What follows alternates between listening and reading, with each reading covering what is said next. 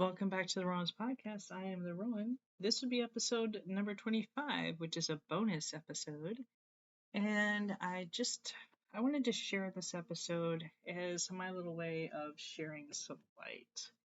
And we are going to chat about Jesus being the Good Shepherd. And I wanted to read this verse or these verses to you, or this passage to you.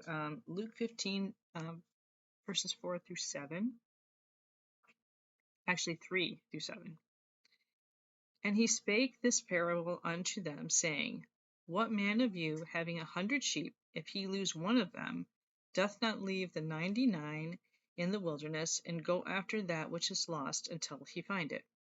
And when he hath found it, he layeth it on the shoulders, rejoicing. And when he cometh home, he calleth together his friends and neighbors, saying unto them, Rejoice with me, for I have found my sheep which was lost.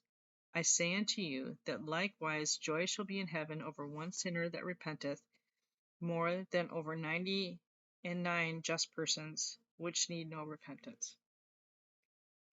And I really like that passage, because to me, it really shows that we all matter. Because what he's really talking about is, with the 99 sheep, they may be all like the just sheep, they may be all the good sheep, but then there's this one sheep, one out of the 100, that goes off and does its own thing, runs away, it's probably out carousing with what other wild animals, or doing whatever it wants to do. Okay, so it gets lost, it loses its way. And isn't that what we all do when we start doing our own thing and not exactly doing what's right, and we lose our way? And he's talking about how a shepherd will go and leave that 99 and go search for that one that's lost its way, to rescue it, to bring it home safe. And this is what Jesus did for us, for every one of us. That's what he does for every one of us.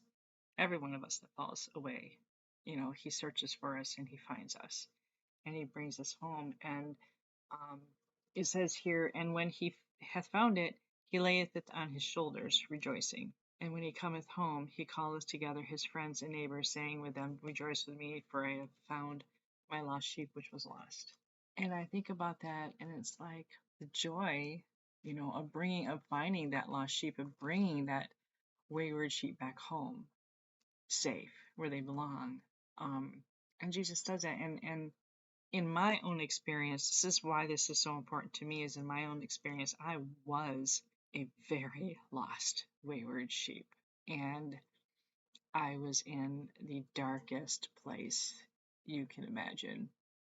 And even though I was where I was at, I didn't lose my faith. I was losing it, but I didn't lose it. It was still there. I was holding onto it with a thread as tightly as I could. But the things where I was at, it was just pulling me away from my faith. But I kept praying, and I feel like I was like a little lost sheep, a little lost lamb that's out there just bawling away for its mom, or for the shepherd to come find it, and not knowing what to do, and just wandering deeper and deeper into the wilderness because don't know where else to go. And I know that even in the midst of all that, God heard me, Jesus heard me, and I would, he brought me home, literally brought me home. And I'll be forever grateful for that. And that's why this verse means a whole lot to me, or this whole passage here means a whole lot to me, because that does happen, because he came here not to say, not to just, find the righteous. He came here to find those who are lost. And it says that, while we were yet sinners, Christ died for us. We don't have to be perfect to find him. We don't have to be perfect for him to find us, because he's looking for us, the ones that aren't perfect, to save us, to lay us on his shoulders and carry us home.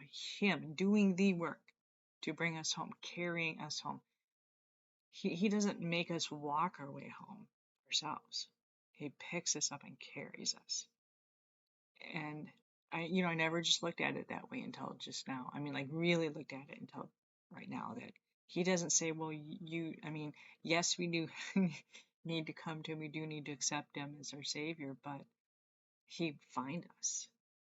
He will carry us. He will help us, and he doesn't leave us alone. And the other thing, I mentioned before that I used to be a minister, and I did.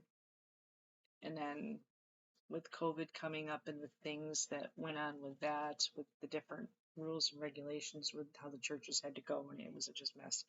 So I'm no longer minister right now, but um, in one of my sermons, I talked about Jesus being the good shepherd, and I talked about how Jesus says that he is the way, like the one way. He is the way, the truth, and the life. He is the gate. He is, the gate, the way to get to heaven, meaning that to believe in him. And, he's the good shepherd, but he's the gate and, and the way and the life. And as a shepherd, one of the things that I had talked about was that a shepherd does lay down his life for his sheep. Back in Jesus's time, the shepherds would corral their sheep at night into like a sheltered area. Like if they didn't have like a fence and stuff, it'd be a sheltered area, and it'd be set up so to where there was only one doorway. So Jesus' doorway and the gate.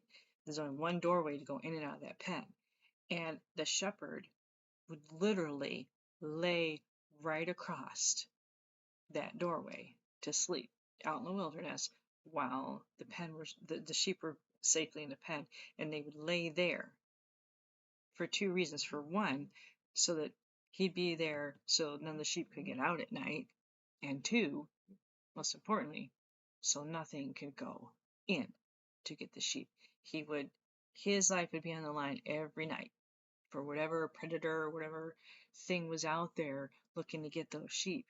He would be laying right there, and he would be that door. Nothing gets in and nothing gets out. He protects those that are within, and he keeps what's bad out. And as Jesus, as our shepherd, that's what he does for us too. He keeps us safe and guards us and protects us. And the only way in and out of that pen is through him. And I find that all, to me, that's all amazing, and it's all profound, and it's all comforting to know that we have a shepherd that laid down his life for us to save us. And he came here to find the lost, broken. He does not expect us to be perfect. He does not expect us that we have to be the best in order to go to church, or we have to be the best in order to, come to him. We are told to go boldly to the cross. We're told to go boldly to God as we are, because God accepts us. Like, God knows everything that we will have done, like from before we were born. He knows everything what we're going to do. So he knows what our worst of the worst is going to be before we're even born. But yet we are still loved. We still matter, and we are still saved. And because he loves us no matter what, he just wants us to come to him. He wants us to love him. He wants us to because really, if we may not be perfect right now, we may not be doing the things that we should, and we may be, becoming a wayward little lamb. But when we turn to Jesus and we start following him or start reading the Bible, it is true that you eventually you don't want to do those things anymore. You want to do what's right, and your outlook on things changes, and you want to you start following along, the right way. You start following and doing what the things. I mean, how can I explain it? You don't turn perfect right away. None of us will ever be perfect. We'll all be sinners. We'll all end up doing something that's not right. But the whole point is that we get filled with a longing to do. Yeah, that's what we get filled with a longing to do what is right and to follow what is right. And if we stumble and if we fall, Jesus is there to pick us back up again and put us on his shoulders and to carry us again. And all he wants us to do is to trust in him and to believe in him, and he'll help us. And I have started to find a peace by accepting that. And it's taken me a long time. I am still not healed up from the things that I went through a few years ago. I'm still not healed, but I am healing day by day. I'm way more better than I was at first. And when I think back and how lost I was, crying on my knees every night, praying for help, because I knew where I was not a good spot, but I couldn't get out because I was listening to the lies. I was listening to the lies that were going in my head, that I wasn't worth it, that I didn't matter, that I needed to just give up on everything because nothing mattered anymore. I didn't matter, and I gave up. I gave up on my family, on my life. I didn't care anymore what happened to me. But I guess I did because I was praying. I held on to that, even though things had a hold of me that was grabbing me and pulling me the other way, and I was falling for it. But I guess it is true. He who is in you is stronger than he who is in the world, and obviously that's so. Because I know the day that I made the decision, the day that I was strong enough, second, I was strong enough to put the brakes on and to walk away from that. I can't even explain it, just a sense of rightness, a sense of goodness, a sense of love and acceptance just washed right over me. It was so intense. It was so intense. I don't have the words to explain it. Sometimes I wish I could feel that again. And I never want to forget that feeling. And I suppose at that moment, that must have been the moment that Jesus picked me up and put me on his shoulders, because from that moment on, it was a gradual things changing, and I could see, now that I look back, I could see the journey back home from there. I'm sorry, I'm crying. I just wanted to share this with everybody because I want you to know that there is hope. You are not, if there's anybody out there who thinks that they're unredeemable or they're not loved or there's no hope in this world, or things are always going to be bad, or you have to be perfect before you can call yourself a Christian or something. Let me tell you something, Christians are not perfect. That's why we're being called, because we're not perfect, because we need Jesus. That's why we go to church. We don't go to church because we think we're better than everybody else. We go to church because we know we need Jesus. We go there to seek him out. And I just want anybody who's looking for light to know that there is light out there, and we have a Father who loves us and who will not reject you. Just go to him, even if in your worst days, go to him and you'll find that love. So, and I just want you all to know that you do matter. I wish I had someone telling me that a few years ago, because I wouldn't have been where I was if I had felt that way. But I'm here to tell you, anybody who needs to hear it, you matter. You do. And I don't know if it means anything to you, but if you think there's no one in your life that thinks you matter, well, you have one person that does. Well, very important person. You have Jesus, who does know that you matter. Also, our Father.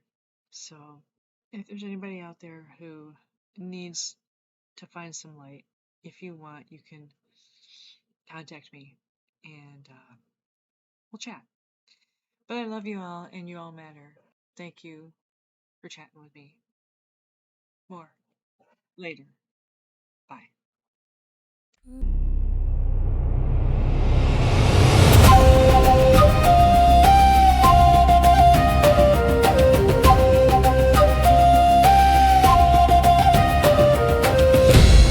I am the